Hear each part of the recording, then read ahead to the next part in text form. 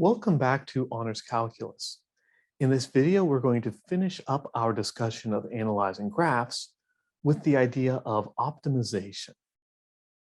Optimization is the application of extrema and the other characteristics of a graph that we've been talking about to real-world situations. As you can see behind me, I've already got a paragraph of text setting up the next problem. So let me get myself out of the way and let's dive right in. Two posts, one 16 feet high, the other 24 feet high, are positioned 30 feet apart. They are secured by a single wire connected to the top of each post and secured to the ground between them.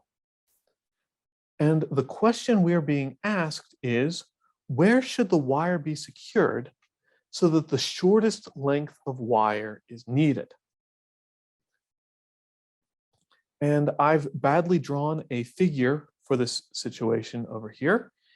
You see we have the ground in red and two posts in blue marked 30 feet apart from each other, and a wire in yellow connecting to the top of one post down to the ground and up to the other post.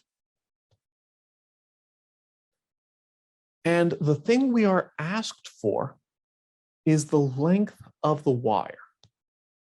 So the way we're going to set this up, the way we're going to solve this problem, is we're going to try to come up with a function giving the length of the wire in terms of whatever we have available to change.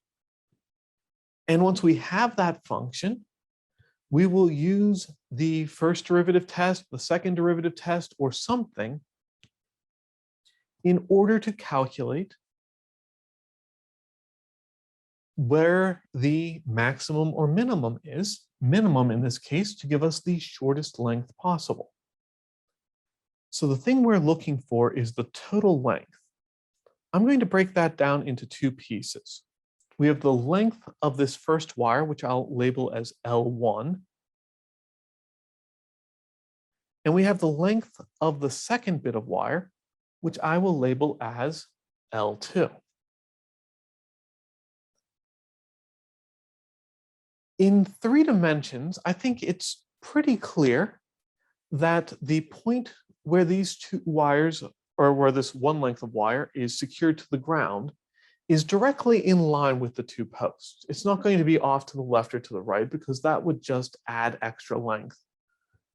So taking that as given, in order to discuss where we put this, the easiest way will be to measure how far away we are from one post in line with the other. And we can choose that arbitrarily, but I'm going to go ahead and choose that we're going to measure away from the smaller post of length 16, and the distance from the 16-foot post to the anchor point is what we're going to call x.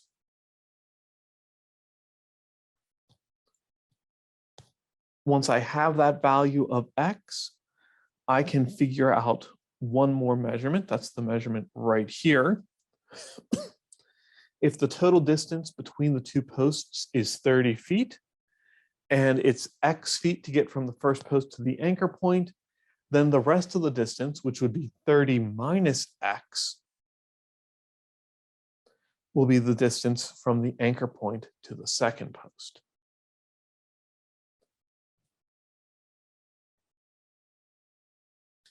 And with all of that information available, I can now start setting up what my length is going to look like.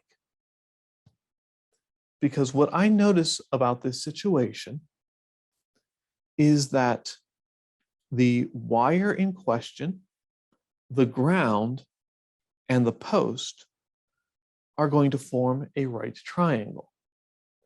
And the wire in question, the ground, and the other post are going to form a second right triangle. So by using the Pythagorean theorem, I can relate the length of the three sides of each of these two triangles. We have the triangle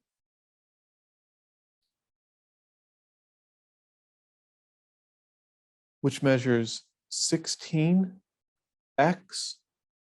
and L1. And we have a triangle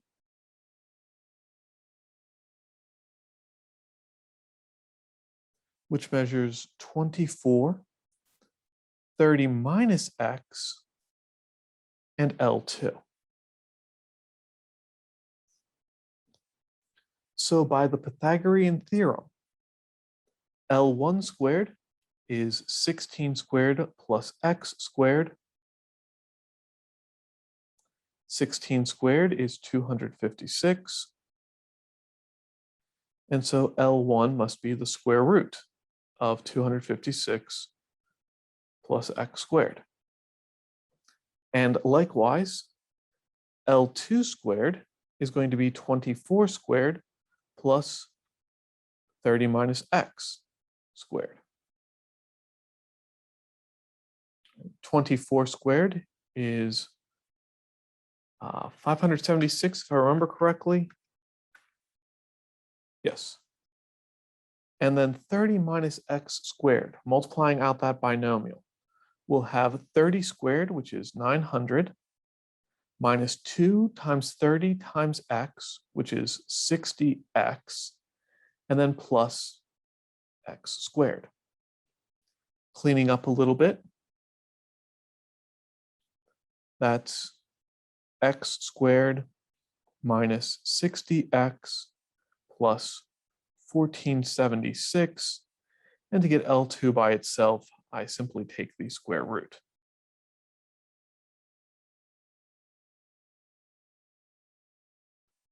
Algebraically, yes, I have to worry about positive or negative when I take the square root of both sides of the equation. But these are lengths of wires. It makes absolutely no sense to talk about a wire having a negative length.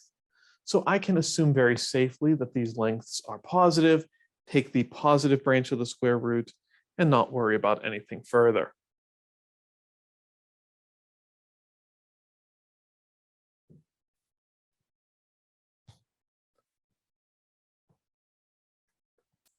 And then bringing this together, our function that we want to optimize, the length of the wire, is simply the sum of these two pieces. The square root of 256 plus x squared plus the square root of x squared minus 6d. Somehow my 60 turned into a 6 halfway through this. Sorry about that. That would have caused some bad things later on down the line. And to optimize this situation, we want to identify a local minimum.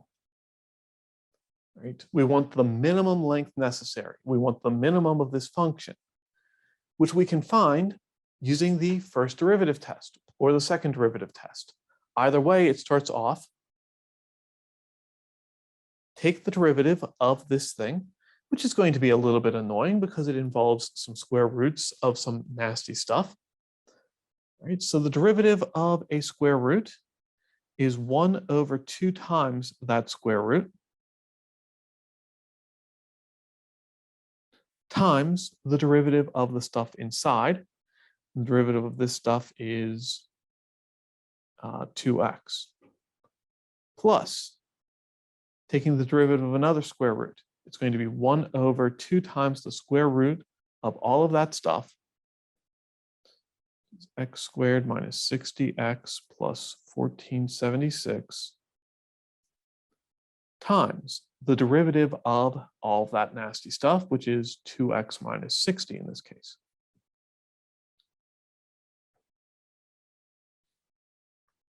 We can simplify a little bit. There's some 2's that'll cancel out at least.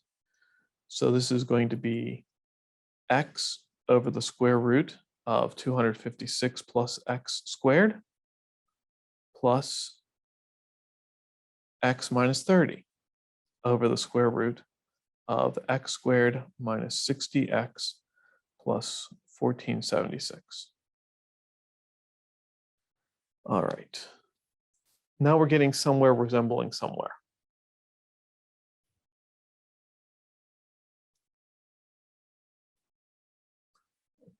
The first derivative test and the second derivative test, in fact, just the extreme value theorem, tells us that the minimum of this function must occur at a critical value, a place where this derivative is either 0 or undefined.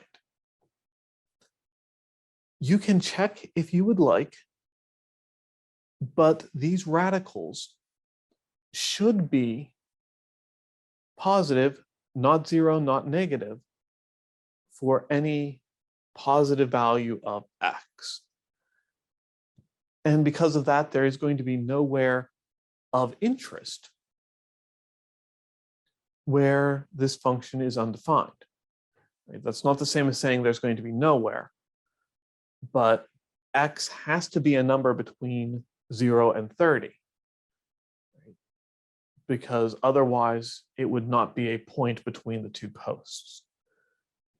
Theoretically, we could do that. We could set the guy wire up wherever we want, but we know that for the shortest possible length, it has to be somewhere between the two posts. So since we're only looking between 0 and 30, again, you can check, but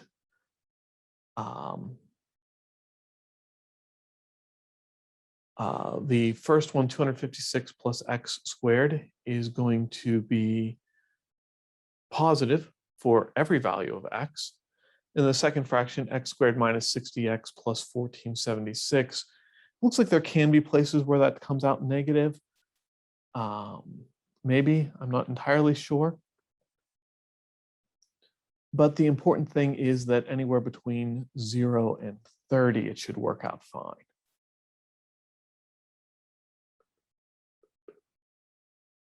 So the only thing we really have to concern ourselves with is where is this thing equal to 0?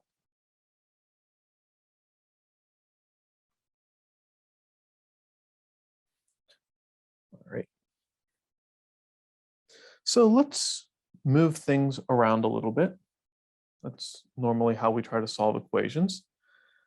I noticed that I can put one fraction on each side of this equation. So let's just move the first one over. Negative of x over the square root of 256 plus x squared is equal to x, not plus, x minus 30 over the square root of x squared minus 60x plus 1476. And then by the cross product test, the negative of x times the square root of x squared minus 60x plus 1476 is equal to x minus 30 times the square root of 256 plus x squared. And now we can get rid of the square roots by squaring both sides of the equation, which could introduce an extraneous solution. But again, we know that this should have a minimum somewhere between 0 and 30. So as long as there is a solution in there, we can ignore everything else anyway. All right, piece by piece. Negative x squared is simply x squared, and square root of ugly mess squared is ugly mess.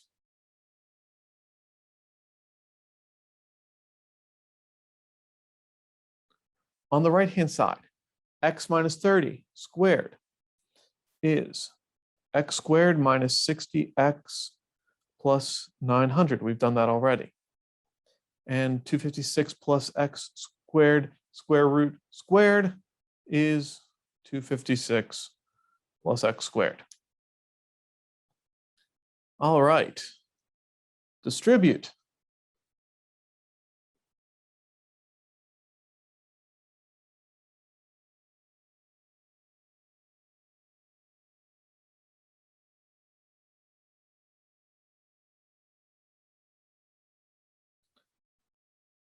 60 times 256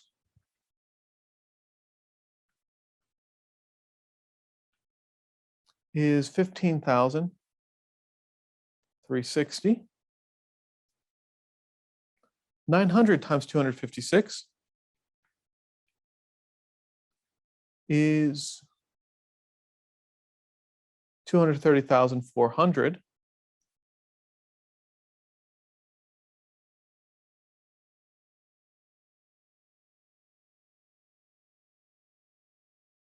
And right, sudden jump cut, I apologize. I got about 10 lines further down and then suddenly realized that I lost the x in this term when I was writing everything down. So make sure that you don't make the same stupid mistake I made. Having that x is going to be very important the rest of the way through this problem. But at this point, we have a hideous, ugly looking equation. Right? This is a fourth degree polynomial equation. There's no simple way of solving a fourth degree polynomial equation. But it's actually not that bad. There's an x to the fourth on the left-hand side of the equation, and there's an x to the fourth on the right-hand side of the equation. If I subtract x to the fourth from both sides of the equation, that's gone. There's a minus 60x cubed on the left-hand side of the equation. There's a minus 60x cubed on the right-hand side of the equation. If I add 60x cubed to both sides of the equation, that's gone as well. And while I'm here, I'll also notice that there's a 256x squared and a 900x squared that I can combine some like terms on, just to make things a little bit easier on me. We've got 1,476x squared.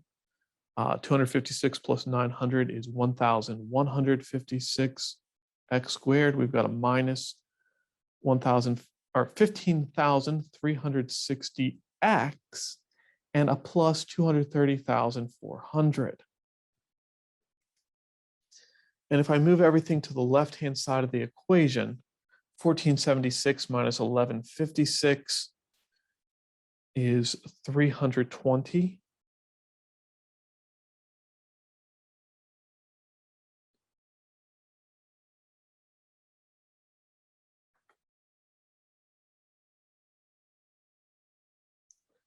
And now we've got something kind of reasonable. You could jump immediately to the quadratic formula from here, but what I'm going to notice is that, in fact, those two ugly constants should both be divisible by 320. So if I divide both sides of the equation by 320, 15,360 divided by 320 is 48. And 230,400 divided by 320 is 720.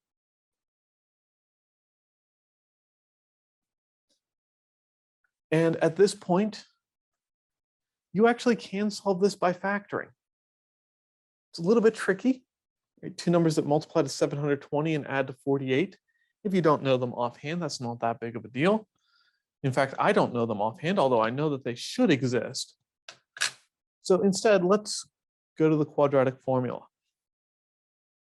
X equals the negative of b, which is 48, plus or minus the square root of b, which is 48 squared, minus 4 times a, which is 1, times c, which is negative 720, all over 2 times a, which is still 1.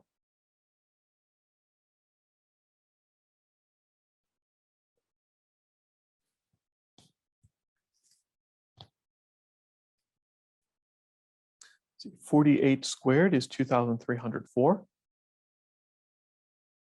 4 times 720 is 2,880. And 2,304 plus 2,880 is 5,184.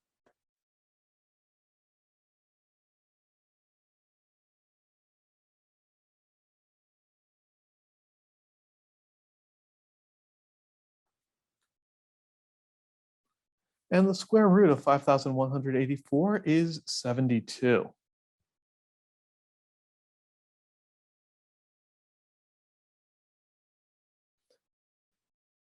Right, and that gives us two possible solutions. Negative 48 plus 72 is 24. Divide that by 2, you get 12.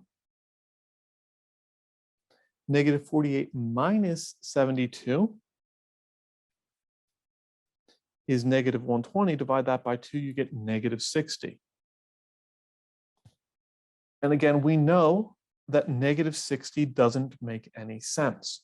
We knew from physical reasoning that our answer had to be somewhere between 0 and 30, which means that 12 seems like a very promising candidate.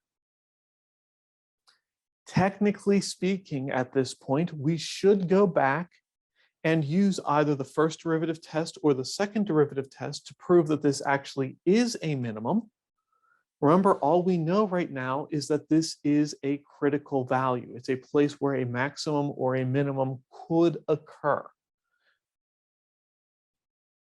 But here is where we can stop forcing ourselves to be mathematicians for a little bit. Right? When we get to application problems, we can start pretending to be physicists or engineers instead. And according to a physicist or an engineer, there has to be a minimum somewhere between 0 and 30. According to the math, the only place where there could be a minimum between 0 and 30 is at 12. So 12 must be the minimum.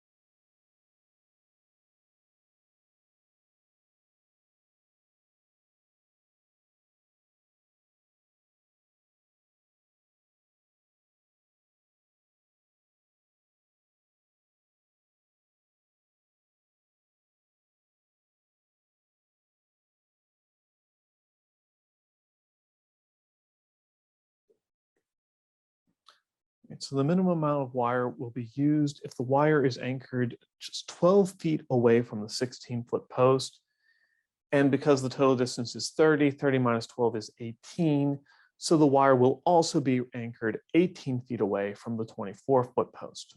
When both of those things happen, you have the minimum amount of wire being used.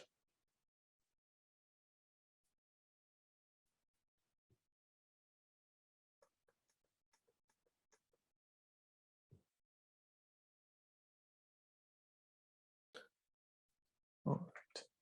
Here's another problem.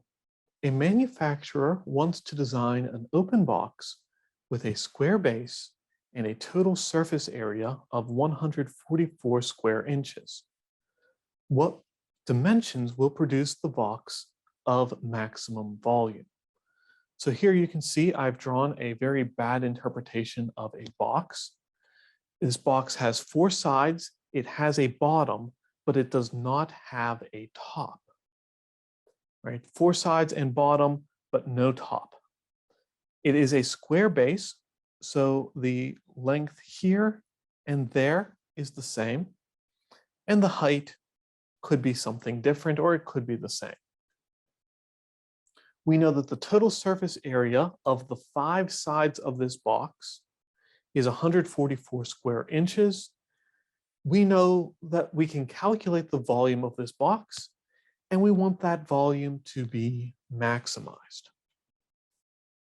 So with those ideas in mind, I would like you to play around with this a little bit, see what you can come up with as the dimensions, the values for x and h that produce the maximum volume for this box. See what you can do with that one, and I'll see you in the next video.